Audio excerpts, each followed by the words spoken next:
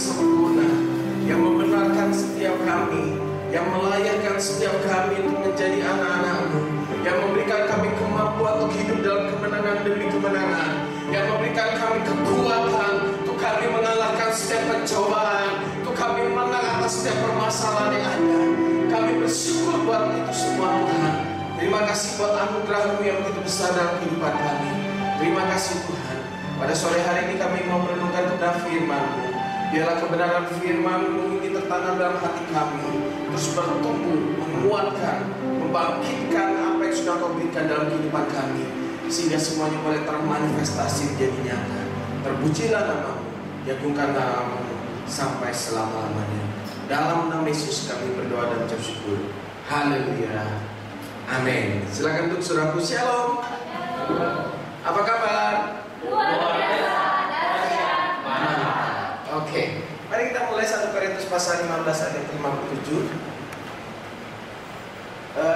Hari ini saya akan menyampaikan kepada saudara tentang satu kebenaran yang kelihatannya sangat sederhana, tapi menjadi bagian yang sangat penting dalam hidup kita. 1 Korintus pasal 15 ayat yang ke-57. Mari kita lihat bersama-sama.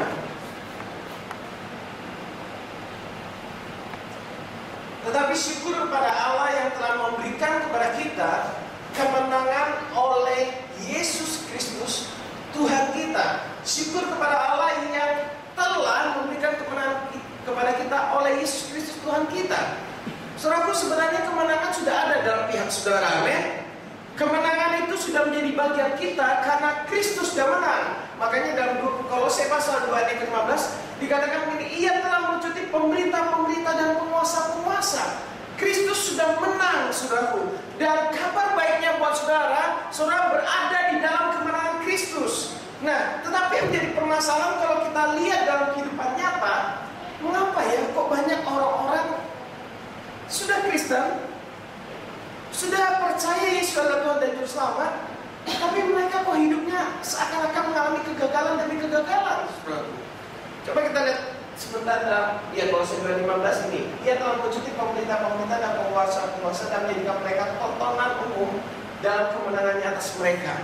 Kalau saudara perhatikan peperangan kita melawan tipu daya sejahat, melawan pemerintah-pemerintah dan penguasa-penguasa, betul? Efesus pasal 6. Kabar baiknya itu semua sudah menang. Kita tidak perlu berperang lagi mengalahkan si jahat. Beri salam kiri kanan. Kita tidak perlu berperang untuk mengalahkan si jahat karena si jahat sudah kalah, gitu kan ya? Iya. Yang kita lawan hanya tipu muslihat. Nah, kalau kita lihat dalam 1 Korintus pasal 9 ayat yang ke-23, coba saudara lihat di sana. 1 Korintus pasal 9 ayat yang ke-23.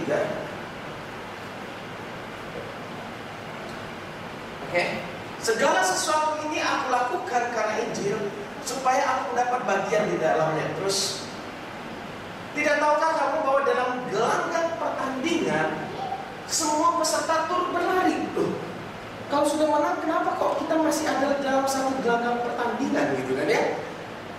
Apakah Paulus ini kontradiksi, gitu ya?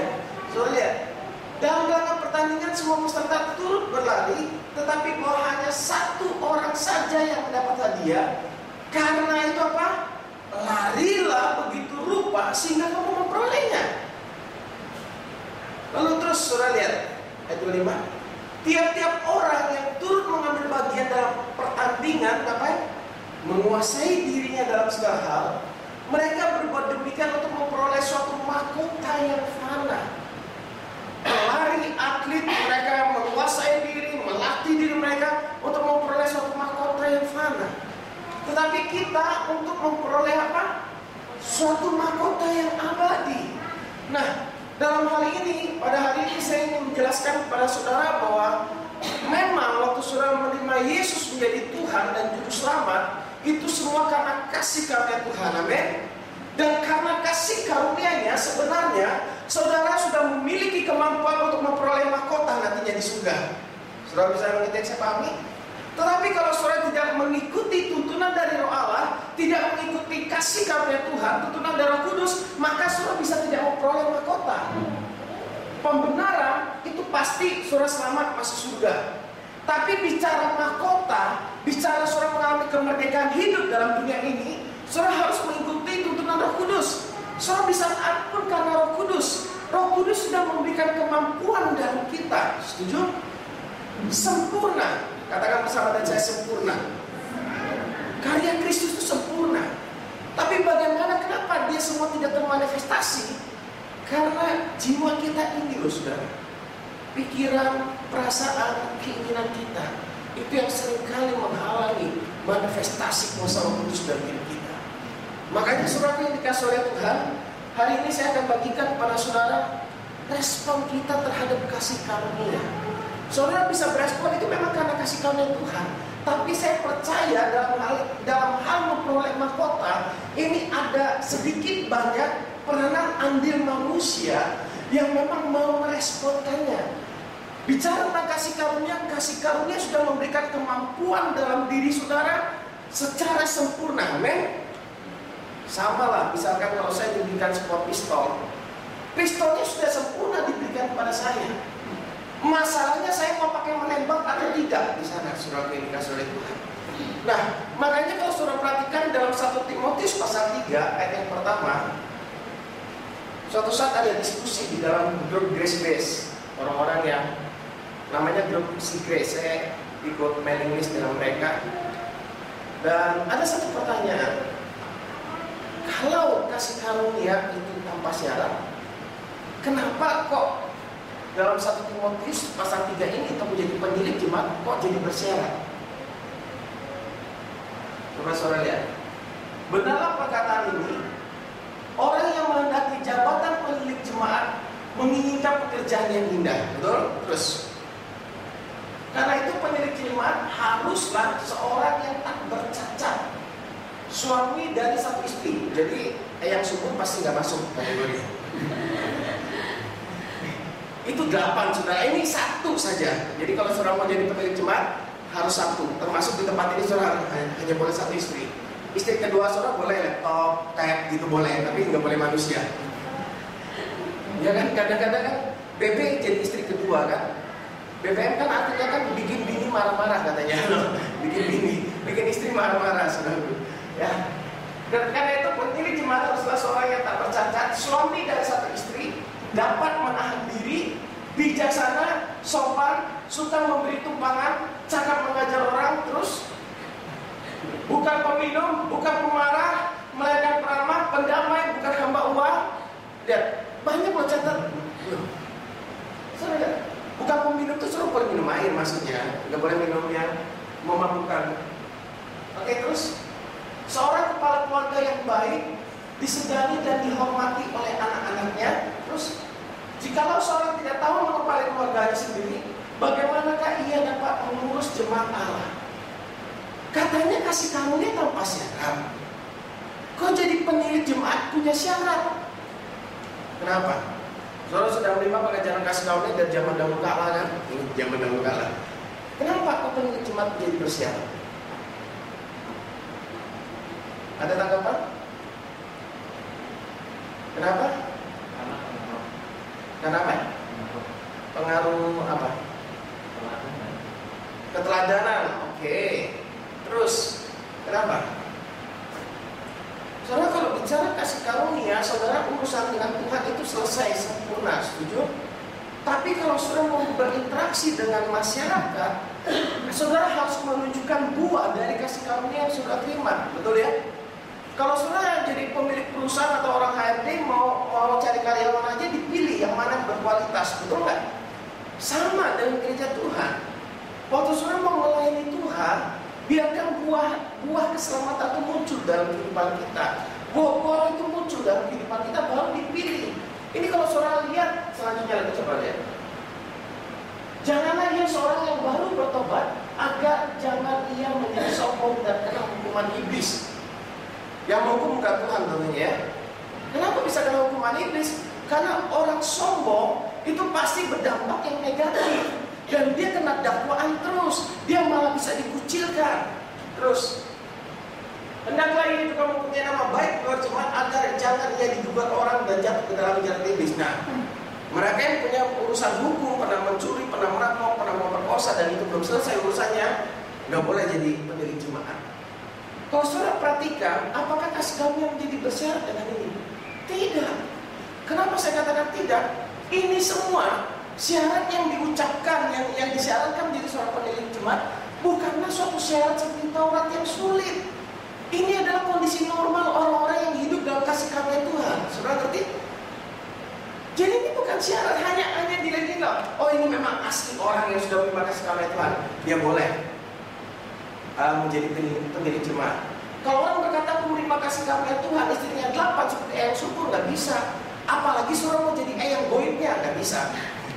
Kan katanya disuruh eyang goib nikah. Nah, dari sini kita perlu menyadari keselamatan gratis dia. Saudara, kita bisa melayani karena kasih karunia Tuhan. Iya. Tuhan sudah memberikan segala kemampuan yang sempurna dalam diri kita. Iya. Tapi mari saudaraku ingat, itu belum selesai. Ada sesuatu yang nanti di depan ada mata respon. Makanya coba kita lihat di PowerPoint saya.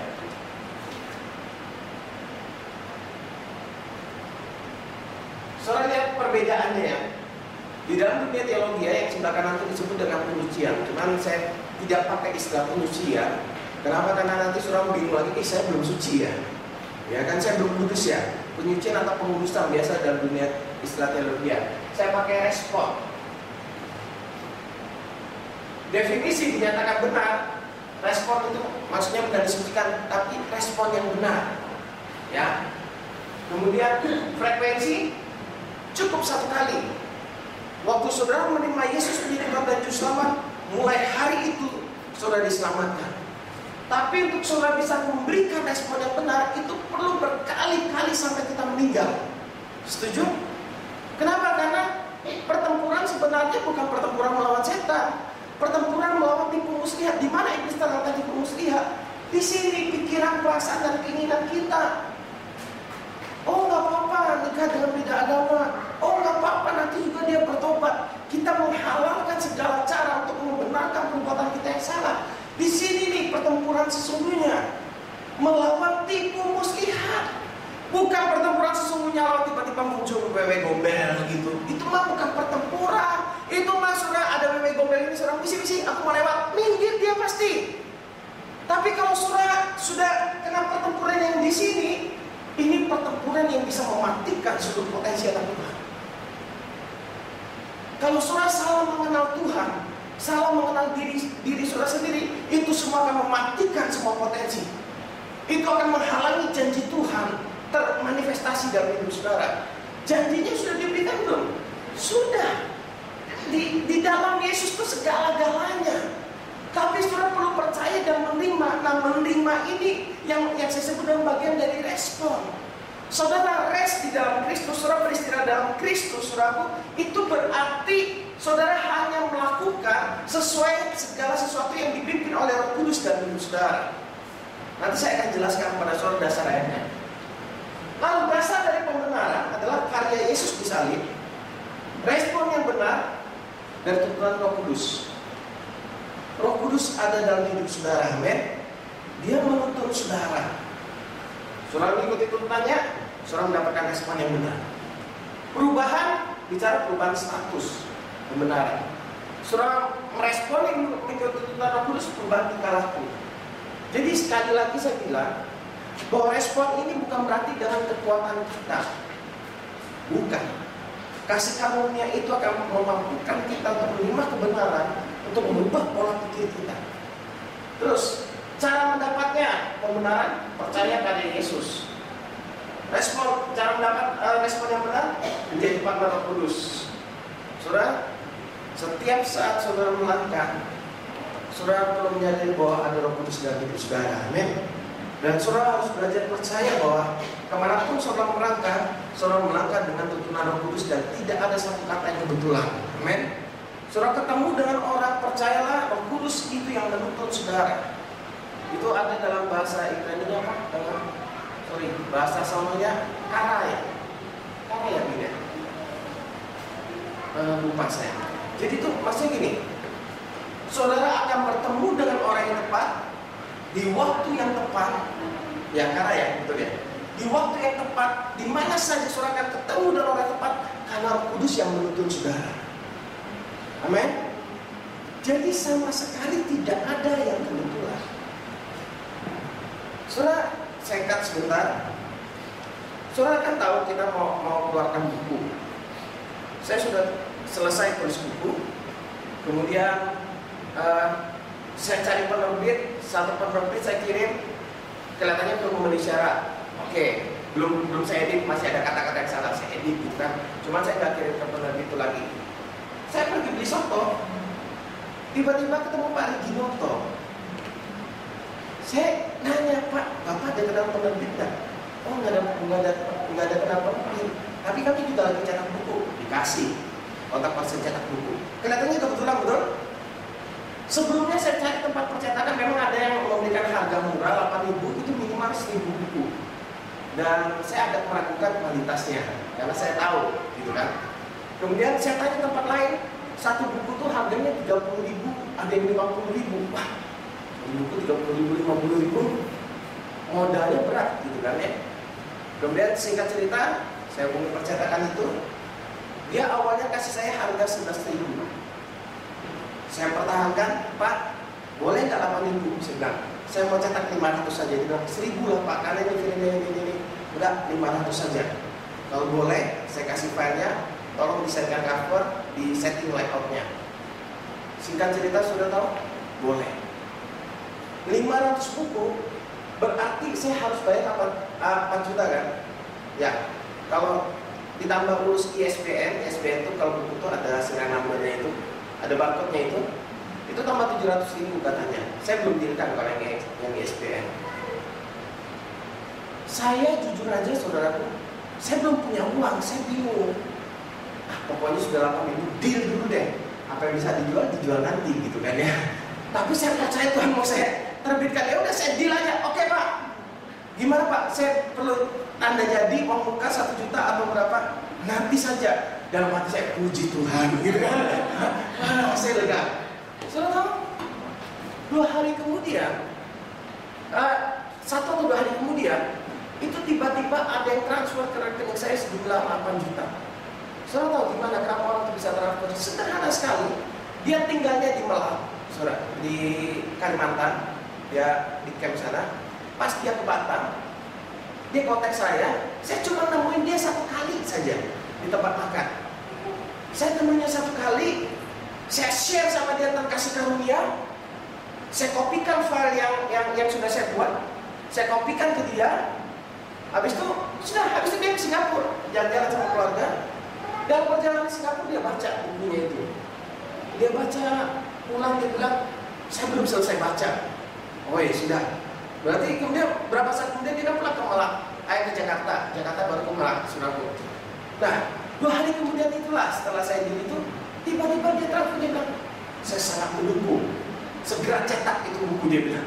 Ini saya transfer, kamu mau pakai apa? Terserah, dia bilang. Saya bilang, 4 juta, 8 juta, berarti bisa 1.000 buku Tuhan, gitu kan? Dia lumayan kan? Lalu saya bilang sama istri, ya ingat, ini uang bukan uang kita, saya bilang. Loh itu harus surat keuangan, surat kelola nggak? Yang mana memang uangnya, yang memang sudah komit untuk pelayanan, ya untuk pelayanan, jangan sudah campur aduk. Oh, pinjam sebentar ya untuk makan jangan campur aduk, saudara. Yang ini bukan uang kita, memang godaan kita uang lagi mepet, tapi ini godaan. Sudah ini bukan uang kita. 4 juta kita cetak buku, 4 jutanya nanti lihat nanti, mungkin buku kedua. Dan saya bilang sama istri, semua hasil penjualan buku kalau misalnya kita jual balik itu semua kita pakai full buat pelayanan. Apa yang sama sekali sini? Soalnya ketemunya itu kayak kebetulan. Ketemu Pak Reginoto itu cuma habis ambil soto pulang ngomong gitu langsung. Ketemu sudah percetakan. Saya keliling-keliling cari sendiri nggak nemu. Kalau tahu saya santai-santai nggak usah nyari ya. Enggak sudah. Ketemu dengan orang yang tiba-tiba memberkati itu juga cuma 1 kali. Tapi saya percaya saudara, Tuhan memang mau memakai kita dulu, kita akan kasih karunia itu ke Batam dan bangsa-bangsa, amin. Nanti tanggal 19 saya ke Medan. Ke Medan karena yang beberapa tahun lalu kan pernah ngisi titik mulia di sana. kelihatannya diundang lagi, lari juga. Telepon. Oke Pak, siap, saya bilang. Dan mati saya mau hajar kasih karunia nih. Cuma nanti udah sesuai dengan harapannya. Dan mati saya telepon dan saya bilang, tapi Pak, bahan saya ada perubahan, saya bilang. Dia bilang, oh iya Pak, nggak apa-apa. Apapun yang Bapak sampaikan kami terima. Katanya, waduh mantap. Oke Pak, siap, saya berangkat, saya bilang. Kenapa? Wah, belum tahu dia kena kasih karunia nanti. Karena yang lalu kan main nangis-nangisan di pemuda. Nangis semua. Berapa sesi? 4 sesi nangis semua mereka. Mungkin orang tua ini terkesan, wah ini lawatan Tuhan gitu kan ya. Padahal lawatan Tuhan sungguhnya dimulai dari perubahan metanoia, perubahan pola pikir. Amin. Nah, tidak ada satupun yang kebetulan dalam hidup saudara. Saudara harus mengingat betul-betul ini. Kemanapun saudara melangkah, saudara ketemu orang yang kelihatannya cuma sekedar makan bersama, itu bukan satu kebetulan. Dan saudara harus ingat itu ada rencana Tuhan dalam hidup saudara. Amin. Nah, bagaimana kita meresponi kasih karunia yang benar? Yang pertama, kita harus percaya terlebih dahulu. Amsal pasal 3 ayat 5 sampai 6. Amsal pasal 3 ayat 5 sampai 6.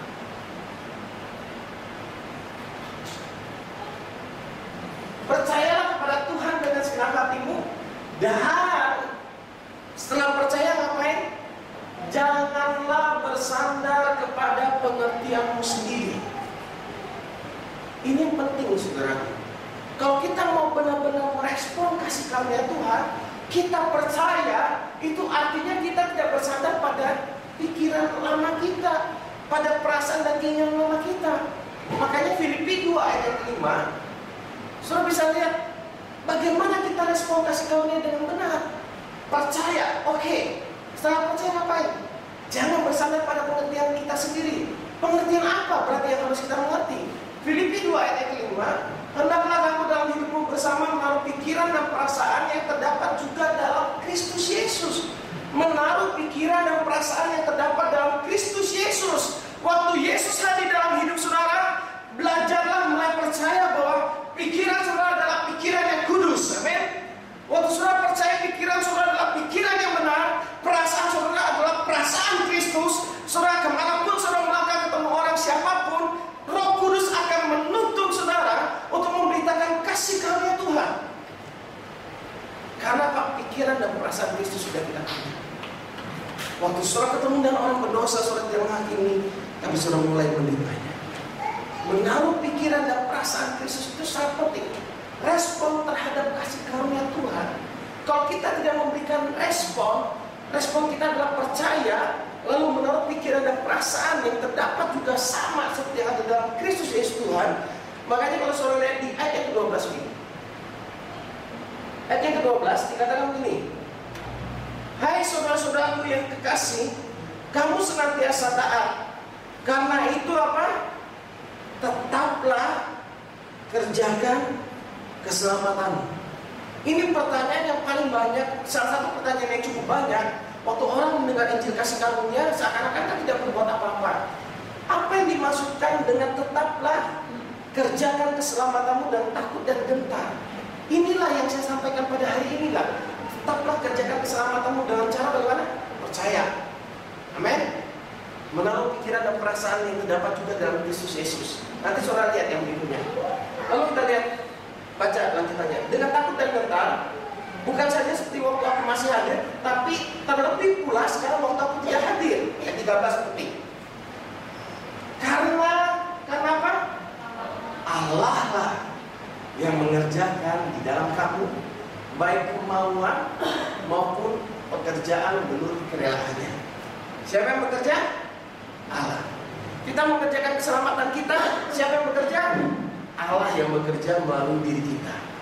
Sadari terus itu, saudara kamu lihat seluruh kepenuhan Kristus akan termanifestasi menjadi nyata.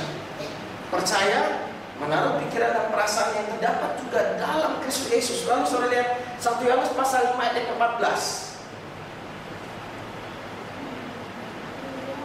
Saya sebenarnya menjadikan poin yang kedua ini menjadi satu tema khusus, cuman persiapan yang dikatakan belum sempat. 1 Yohanes pasal 5 ayat 14, dan inilah keberanian percaya kita kepadanya yaitu bahwa Ia ngapain? Mengabulkan doa kita. Apa yang saudara percayai? Saudara percaya bahwa Ia mengabulkan doa kita. Tapi ingat, jikalau kita meminta sesuatu kepadanya menurut siapa? Kehendaknya. Inilah yang membantu kita menjaga tetap berpusat kepada Kristus.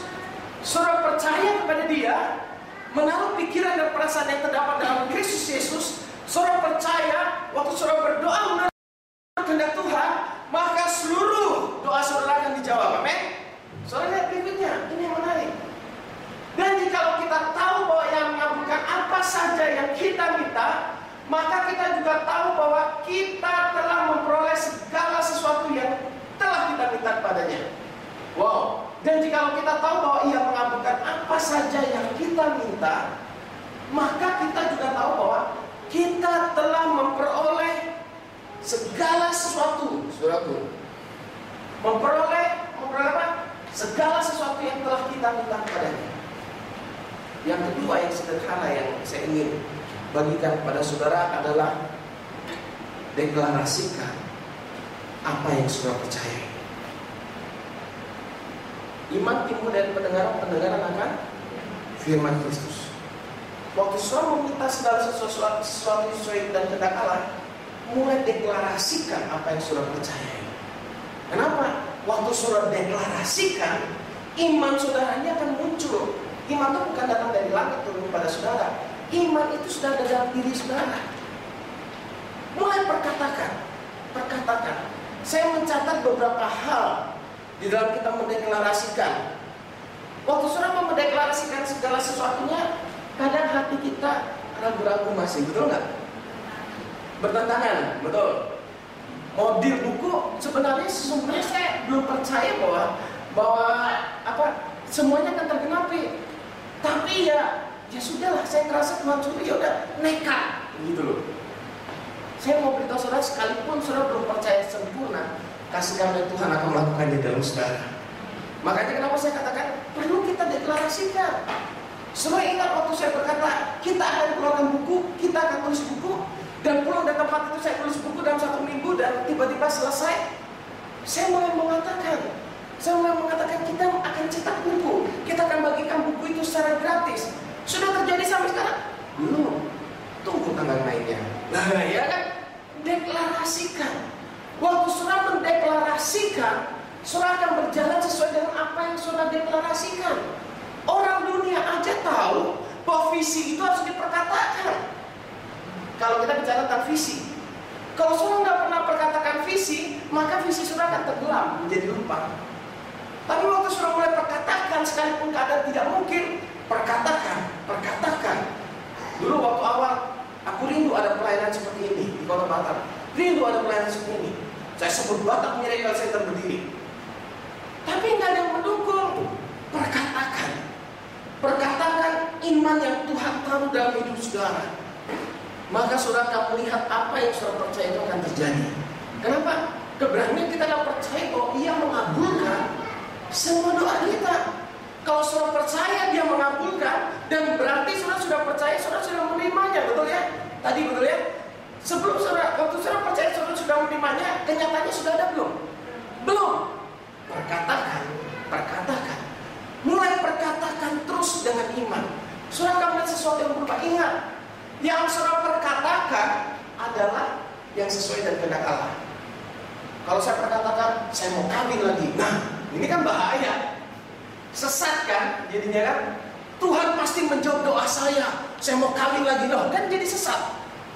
Perkatakan segala sesuatu yang sesuai dengan kehendak Allah, bukan dengan hawa nafsu kedagingan saudara. Karena apa? Kita menaruh pikiran dan perasaan yang terdapat juga dalam Kristus Yesus, sehingga apapun yang kita inginkan sesuai dengan Yesus inginkan. Amin. Percaya. Yang kedua, deklarasikan.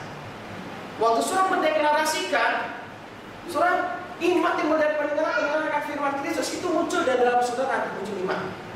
Dan kabar baiknya, waktu saudara deklarasikan, itu bukan hanya iman saudara yang bangkit, orang yang mendengar juga akan mengalami kebangkitan. Kenapa? Iman timbul dari pendengaran akan firman Kristus. Waktu saudara berkata, saudara di tengah-tengah masalah yang begitu besar, saudara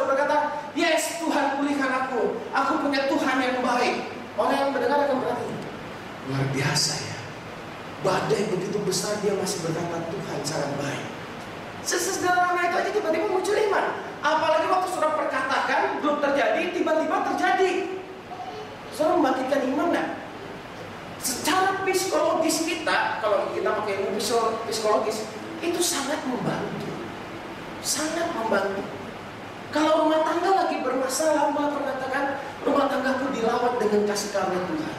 Waktu suami atau istri lagi bermasalah, atau anak lagi bermasalah, mulai katakan anakku pintar, penuh dengan urapan Tuhan. Saudara mulai perkatakan, waktu saudara perkatakan hal yang benar, tanpa saudara sadari saudara akan bereaksi benar, betul? Tapi kalau saudara perkatakan hal yang nggak benar, cerewet sekali istriku minta ampun. Reaksi saudara sama istri bagaimana? Ketemu orang cerewet lagi.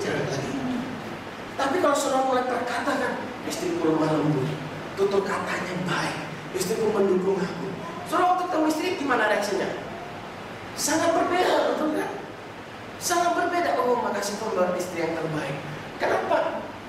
Di dalam jiwa saudara, pikiran, perasaan, dan keinginan saudara sudah terset semua bahwa segala sesuatu yang Tuhan beri akan terjadi. Amin. Waktu itu semua sudah terset, maka itu akan terjadi dalam kehidupan saudara. Deklarasi ini menjadi hal yang sangat penting, saudaraku. Di samping itu deklarasi juga merupakan satu bentuk pengagungan, bentuk iman, bentuk pernyataan percaya saudara kepada Tuhan. Kita New Life belum ada di kota-kota, tapi saya selalu berkata New Life akan ada di kota-kota. New Life akan ada dan bahkan memberkati bangsa-bangsa. Sekarang belum ada, tapi saya bisa melihatnya dengan iman. Kalau saudara bisa melihatnya dari iman, saudara akan berkata amin. Kenapa? Karena itu semua berasal dari iman. Bukan hawa nafsu, bukan berarti oh New Life kalau ada di bangsa-bangsa, oh penghasilan saya menjadi lebih besar, nggak ada kaitannya. Tapi perkataan iman itu nggak ada terlibat dalam kedagingan yang begitu kuat, saudara yang dikasih oleh Tuhan. Deklarasi juga merupakan satu bentuk pengucapan syukur. Oh Tuhan, terima kasih Engkau sudah memberikan aku rumah yang baru. Rumahnya sudah datang? Belum. Oh Tuhan, makasih Tuhan buat pekerjaan yang baik. Pekerjaan dia datang? Belum. Oh makasih Tuhan buat pekerjaan yang baik. Udah gak? Belum.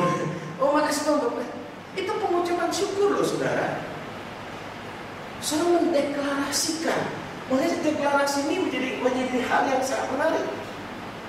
Pertanyaannya sederhana, apa yang kita deklarasikan selama ini?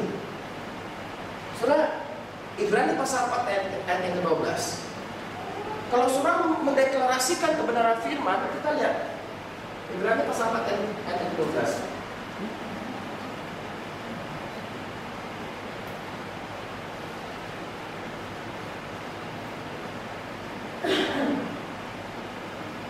Ibrani pasal 4 ayat yang ke-12. Sebab firman Allah hidup dan kuat dan lebih tajam dari pedang bermata dua manapun, ia menusuk amat dalam sampai memisahkan jiwa dan roh.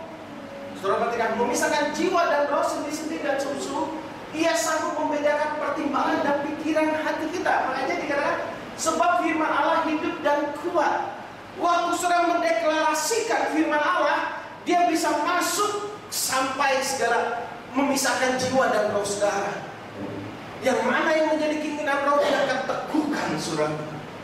Firman itu, kuasa deklarasi itu sangat dalam ternyata. Saya dengar, saya waktu itu bukan telepon, BBM. Saya bilang, Bu, saya setuju dengan doa terobosan yang Ibu lakukan karena banyak deklarasi. Kalau memang Ibu mendeklarasikan kebesaran Yesus, saya akan dukung penuh, saya bilang. Lalu dia bilang, oh iya Pak, saya sudah tahu lama tentang apa deklarasi itu. Dia baca buku Power of Proclamation. Saya penasaran, saya cari. Sampai sekarang saya belum dapat bukunya. Cuma saya menemukan benar.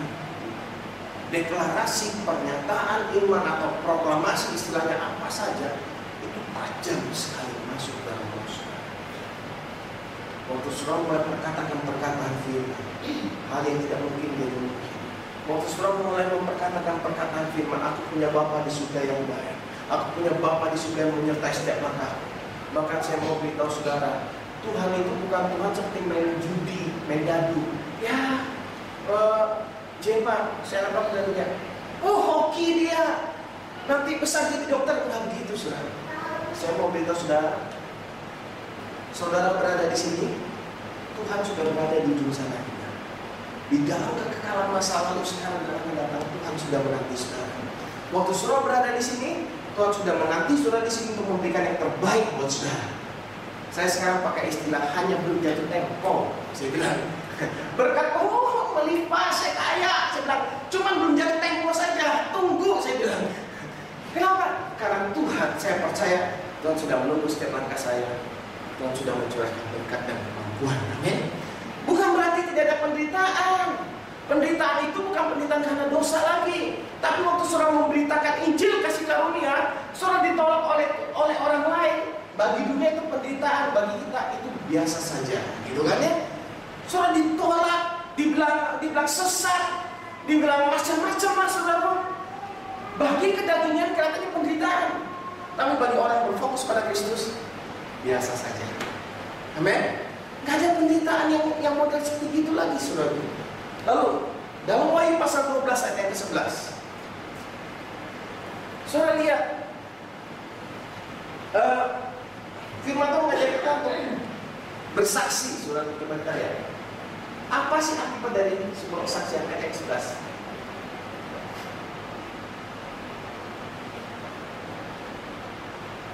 Dan mereka mengalahkan dia oleh darah anak domba, betul? Iblis dikalahkan oleh darah anak domba dan oleh apa? Perkataan kesaksian mereka. Maksudnya itu bukan perkataan kesaksiannya mereka yang mengalahkan iblis sebenarnya. Kenapa? Karena iblis sudah dikalahkan oleh darah anak domba. Tapi pernyataan kesaksian kita membuat kuasa iblis itu tidak berdaya. Makanya balik ke poin yang tadi coba.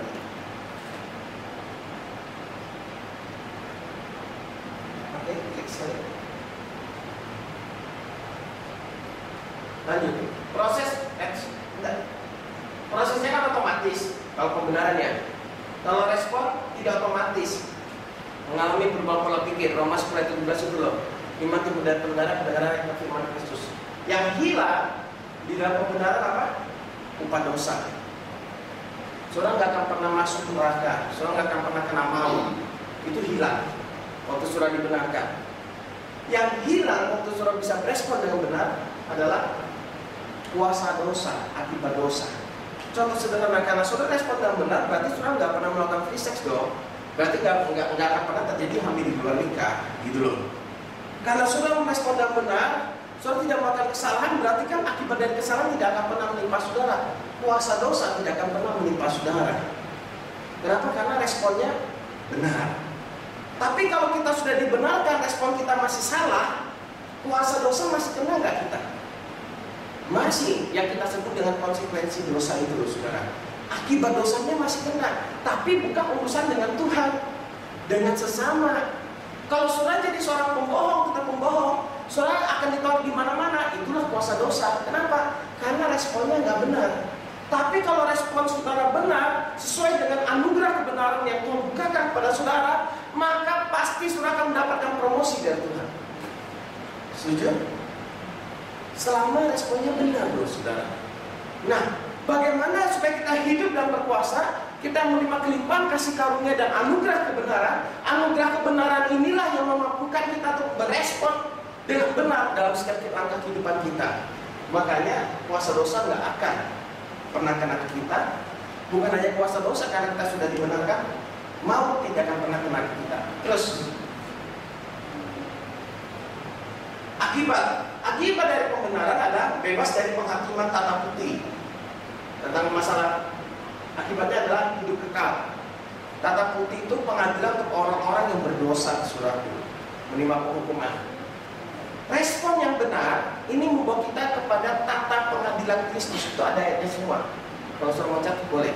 Tata pengadilan Kristus itu yang dalam bahasa aslinya itu adalah bema. Itu pembagian mahkota. Saudara pernah dulu lihat zaman bulu tangkis? Kalau juara 1 ada tangganya 1, juara 3, juara 2, juara 1 ada tangganya gitu loh. Nah itulah tata pengadilan Kristus, bema itu. Jadi saudara naik ke sana, cuma nunggu. Oh ternyata saya juara 1, yes, dapat mahkota gitu loh. Itu buat orang-orang yang berada dalam Kristus. Makanya Roma 8:1, tidak ada hukuman bagi mereka yang dalam Kristus, tapi ada pembagian mahkota. Nah, respon ini membawa kita untuk menuju memperoleh mahkota ini. Saudara ngerti sama sekali? Coba saudara lihat terus, klik sekali. 2 Timotius pasal 4 ayat 8.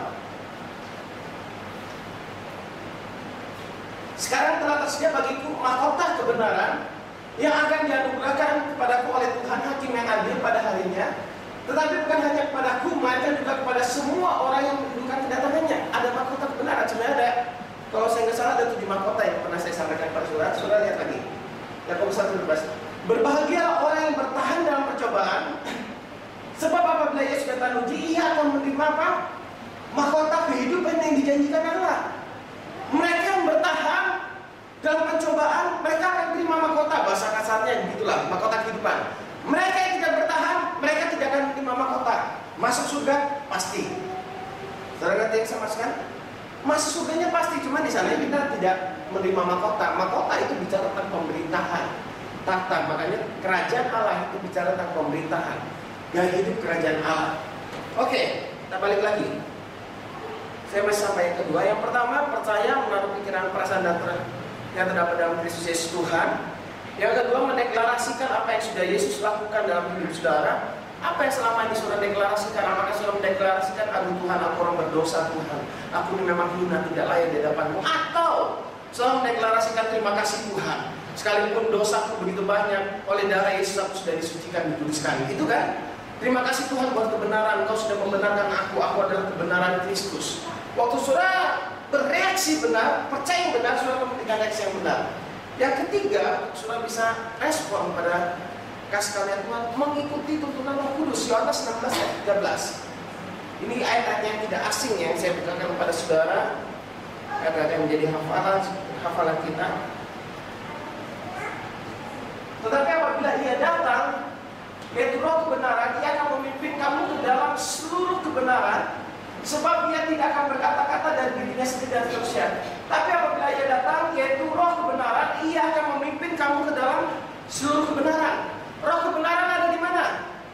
Ada dalam kita. Waktu saudara mengikuti tuntunan Roh kebenaran, maka saudara akan memberikan respon yang benar. Pertanyaan saya, waktu saudara menerima Roh kebenaran, apakah respon saudara langsung 100% benar? Belum tentu, betul? Karena jiwanya ini yang masih menghalangi. Saudara diberitahu Tuhan memberkati saudara aja, kadang orang masih, masa sih kalau memang memberkati, kenapa kok begini, kenapa kok begini, kenapa kok begini. Nah itu jiwa yang menghalangi. Kebenarannya Tuhan sudah memberkati saudara melalui Yesus Kristus, amin. Nah makanya respon mengikuti tuntunan Roh Kudus itu sangat penting dalam hidup kita yang hidup dalam kasih karunia Tuhan. Kalau saudara mau lihat manifestasi dari hidup dan berkuasa yang dimaksud dalam Roma pasal 5 ayat 17, kita harus memberikan respon sesuai dengan tuntunan Roh Kudus. Makanya Titus 2 ayat 11, saya bacakan biar cepat. Karena kasih karunia Allah yang menyelamatkan semua manusia sudah nyata, Ia mendidik kita supaya kita meninggalkan kefasikan dan keinginan-keinginan duniawi, dan supaya kita hidup bijaksana, adil, dan beribadah di dalam dunia sekarang ini, dengan menantikan penggenapan pengharapan kita yang penuh bahagia dan pernyataan kemuliaan Allah yang besar dan juru selamat kita, Yesus Kristus. Dikatakan jelas Titus pasal 2 ayat yang ke-11, coba lihat. Titus bukan. Titus 2 ayat yang ke-11. Karena apa? Kasih karunia. Ayat 12 ya. Bahasa kasarnya, karena kasih karunia yang mendidik kita supaya kita meninggalkan kefasikan dan keinginan-keinginan duniawi, dan supaya kita hidup bijaksana, adil, dan beribadah, dan seterusnya. Saudara. Kasih karunia itu akan menuntun saudara. Roh Kudus itu akan menuntun saudara kepada seluruh kebenaran. Makanya sekarang mulai hari ini, setiap hari, waktu saudara bangun tidur, saudara mulai percaya, terima kasih Tuhan buat anugerah, buat karya salibmu. Bukan saudara berdoa begini, terima kasih Tuhan kau memberikan aku berkat 8 juta, 10 juta, 100 miliar. Bukan begitu lagi. Kenapa? Kalau saudara mengucap syukur karena berkat yang saudara terima, suatu saat berkatnya itu belum datang, saudara akan, kenapa aku harus mengucap syukur gitu kan? Tapi kalau saudara berfokus Tuhan, terima kasih buat karya salibmu, terima kasih aku sudah mengenakan pikiran dan perasaan Kristus, dan hari ini aku deklarasikan, hari ini adalah hari yang diberkati oleh Tuhan. Tuhan menyertai sepanjang jalanku, aku akan ketemu dengan orang yang tepat, di waktu yang tepat, di tempat yang tepat, dan Tuhan memberkati semua, telah memberkati semua yang aku lakukan hari ini, dan aku akan melakukan pekerjaan besar bagi kemuliaan nama Tuhan. Gitu dong doanya. Jadi sudah berbeda. Bukan, Tuhan terima kasih Tuhan. Ya Tuhan, tapi di kerjaanku aku ini dicaci maki, gitu kan ya. Dan men katanya kan waktu mantap dimarah-marahin, mulai menangis. Mulai berubah, deklarasikan apa yang Tuhan berikan dalam hidup saudara. Secara fisik pun kita berbeda. Tapi beranikah saudara berkata begini, terima kasih Tuhan, aku menjadi orang yang sangat diberkati oleh Tuhan. Terima kasih Tuhan, aku menjadi berkat bagi banyak orang. Dan hari ini aku akan pergi ke tempat kerja, aku akan membawa perubahan di tempat kerjaku. Terima kasih Tuhan, karena kasih karunia-Mu aku sanggup melakukannya. Jadi berbeda dengan satu pengucapan syukur, dengan deklarasi. Saudara bangun tidur dengan begitu saja saudara berdoa, itu langsung munculkan semangat. Yes, aku pergi menjadi berkat. Nah, beda saudara tempat kerja berbeda. Kalau saudara mau tempat kerja, aduh, ketemu dia lagi hari ini. Pasti. Saudara lihat nggak ke tempat kerja? Jadi nggak lihat, betul? Jadi malas. Nah, waktu saudara teringat dia, oh terima kasih Tuhan, aku menjadi berkat untuk melayani dia, orang yang sangat meninggalkan itu, tapi aku percaya dia berubah menjadi baik karena aku melalui di dalam Kristus Yesus. Itu kan jadi beda banget gitu loh. Dan ingat, Tuhan memakai saudara, Tuhan bukan memakai batu, Tuhan memakai saudara untuk memberitakan Injil kasih karunia kepada banyak orang. Mengikuti tuntunan Kristus, dan yang terakhir adalah menyatakan iman melalui perbuatan. Yakobus pasal 2 ayat 18.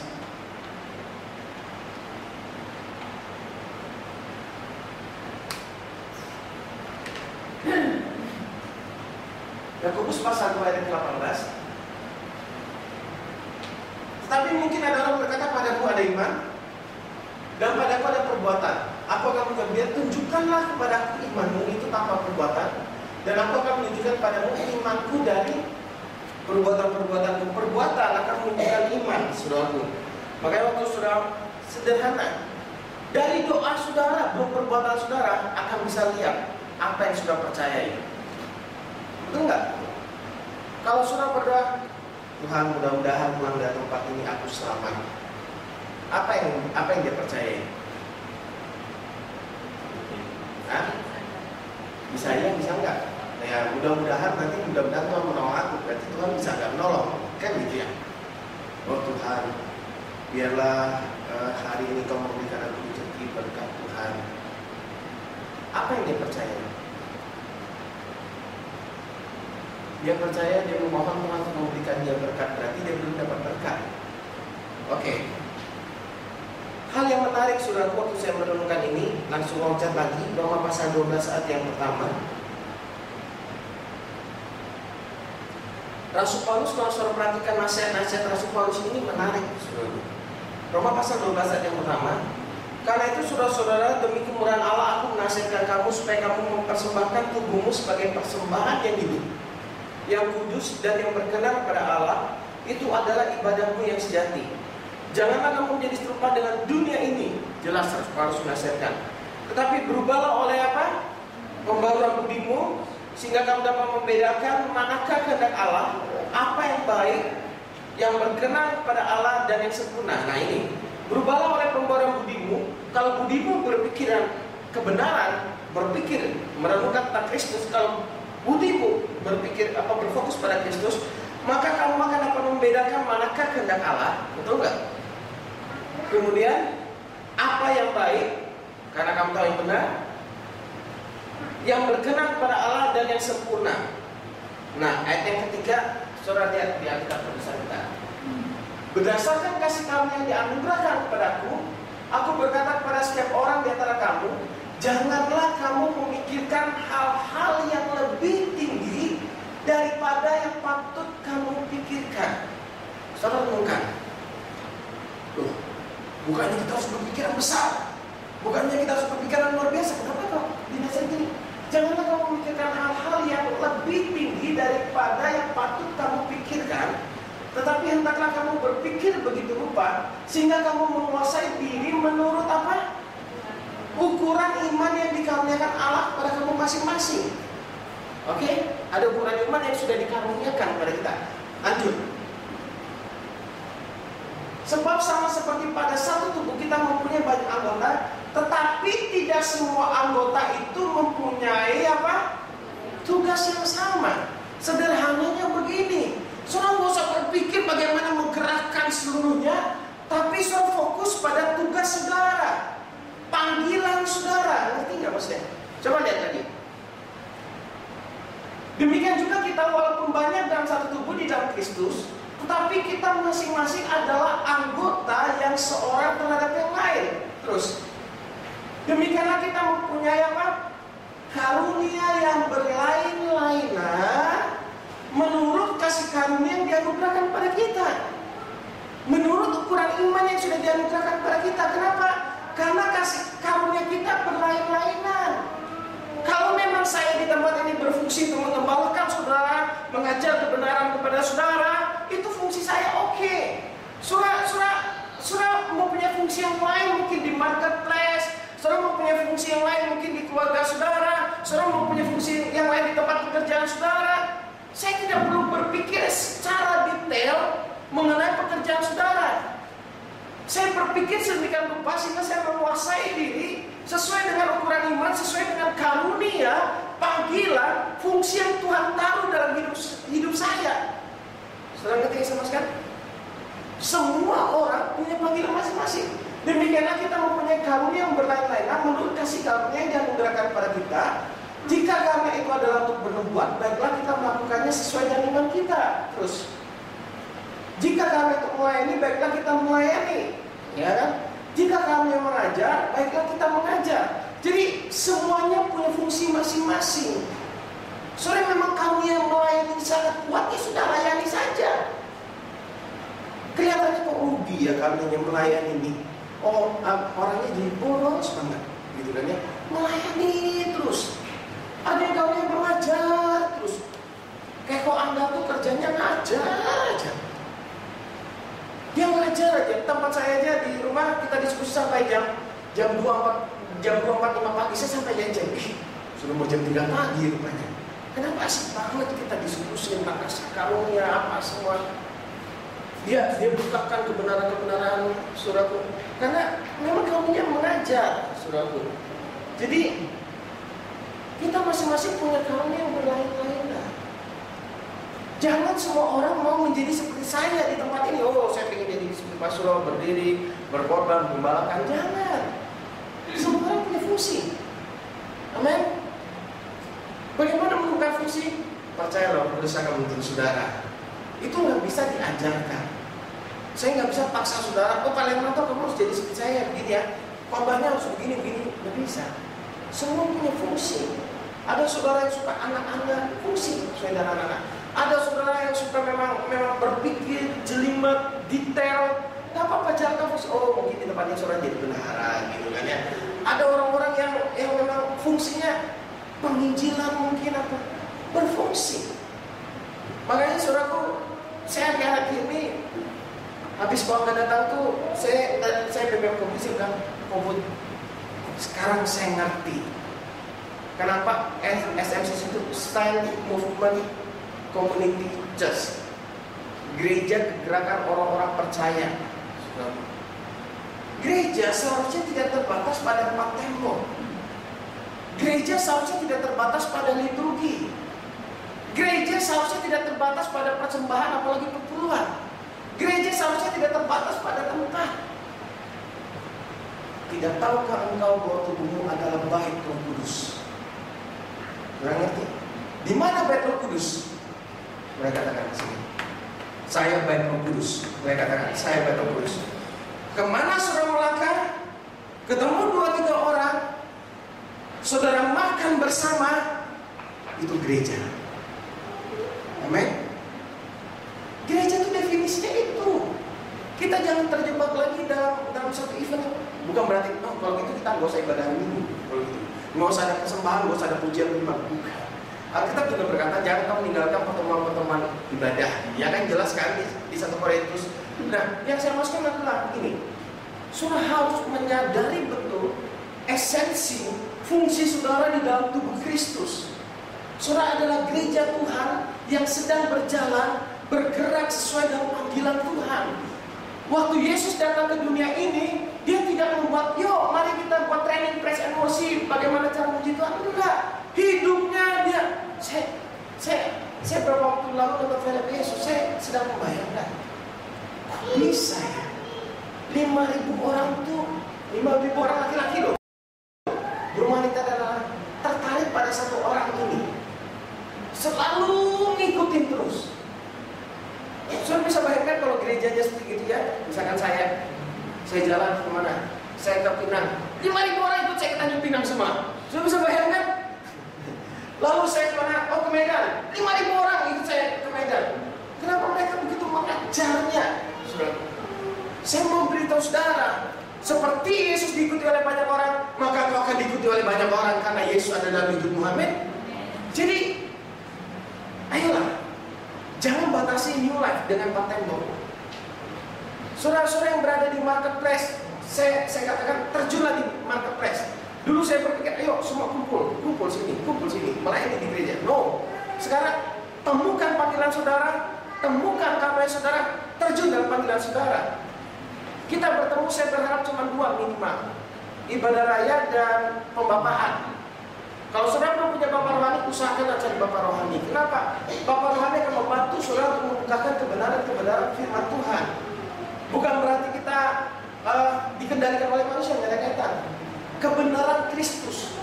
Bapak rohani yang benar itu akan membawa saudara berpusat kepada Kristus. Saya ulang, bapak rohani yang benar akan membawa saudara berpusat kepada Kristus, bukan kepada dirinya. Waktu saudara berpusat kepada Kristus, seharusnya bapak rohani itu merasa aman, merasa nyaman sekali. Waktu saudara menemukan panggilan saudara di tempat kerja saudara, di kampus, di sekolah mungkin, di mana saja, waktu jam istirahat saudara mengucap syukur Tuhan, terima kasih. Hari ini aku mau beribadah dengan, misalkan dengan Heki, dengan Ana. Terima kasih Tuhan dalam makan siang ini yang hanya berlangsung mungkin setengah jam atau 5 menit. Dalam nama Yesus, amin. Saudara makan bersama dengan mereka, saudara sharing tentang kasih kami, itu sudah gereja. Saudara mengerti yang saya maksudkan?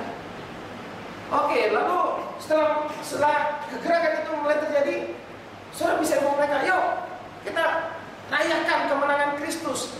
Dalam ibadah raya itu sebenarnya cuma mengucapkan syukur, pengagungan, memuliakan saudara, deklarasi bahwa Yesus adalah Tuhan dan Juru Selamat dalam setiap ibadah raya. Amin. Waktu kita mendeklarasikan bersama-sama Yesus adalah Tuhan dan Juru Selamat dan hidup kita, oh banget saudara.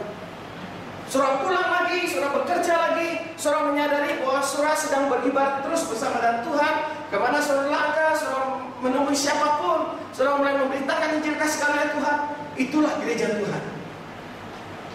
Saudara menemukan kebenaran firman Tuhan, saudara dapat sesuatu, saudara hadir di pemaparan, saudara share sesuatu.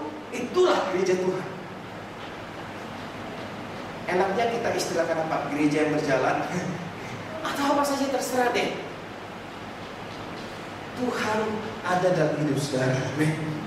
Saudara adalah gereja Tuhan yang bergerak. Saudara jangan takut-takut memberitakan Injil kasih karunia kepada saudara, pada orang tua, kepada siapa. Beritakan saja. Beritakan saja. Tentunya perlu hikmat ya saudara. Jangan langsung saudara tiba-tiba datang ke pos saudara. Bos, bertobatlah sebab kerajaan Allah sudah dekat bos. Nah begitu maksud saya. Saudara perlu pakai hikmat, pendekatan. Bagaimana saudara membuka perutnya lalu hatinya terbuka gitu kan ya. Mungkin sambil diskusi, sambil makan gitu kan. Orang biasanya kalau makan cair saudara. Makanya saya kalau konseling, kalau orang kalau bisa diajak makan lebih enak sambil makan dulu. Nah nanti kalau sudah serius baru yuk selesai makan kita cari tempat yang menyepi gitu kan. Nah saudara ketika saudara Tuhan sadari lagi, percaya, menaruh pikiran dan perasaan Yesus dalam hidup saudara. Amin. Yang kedua, mendeklarasikan apa yang sudah Yesus lakukan dalam hidup saudara. Deklarasikan terus apa yang sudah Yesus lakukan dalam hidup saudara. Waktu saudara deklarasikan, saudara akan melihat perubahan demi perubahan. Saudara kan dikasih Tuhan, mulai hari ini pulang doa kita menjadi doa yang berbeda. Amin. Jangan lagi doa meminta seperti seorang pengemis kepada Tuhan. Dan saya terima kasih Tuhan buat anugerah. Terima kasih Pak buat kebaikan. Untuk selalu mendeklarasikan segala sesuatu yang indah, yang besar sedang terjadi. Amin. Mari kita bagi diri kita berdoa.